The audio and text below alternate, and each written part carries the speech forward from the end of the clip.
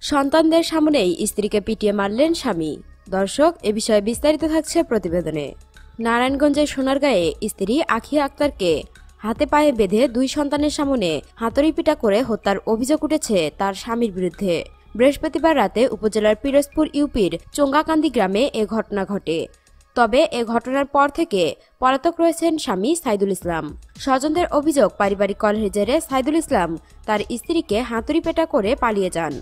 জানা যায়, 15 বছর আগে আখিয়া আক্তারের সঙ্গে সাইদুল ইসলামের বিয়ে হয়। দাম্পত্য জীবনে অর্ণব ও সিয়াম নামের তাদের দুই সন্তান রয়েছে। তবে বিয়ের পর থেকেই তাদের মধ্যে পারিবারিক কলহ চলে আসছিল। নানা অজুহাতে সাইদুল তার স্ত্রীকে মারধর করতেন। বৃহস্পতিবার রাতেও তাদের মধ্যে কথা কাটাকাটি হয়।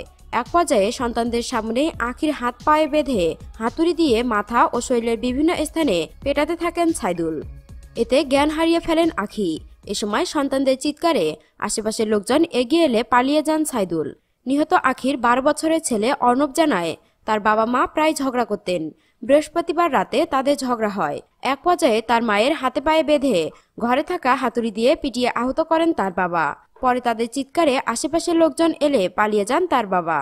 সোনারগাঁও থানার ওসি মাহবুব আলম বলেন, রাতেই ঘটনাস্থলে পুলিশ পাঠানো হয়েছে।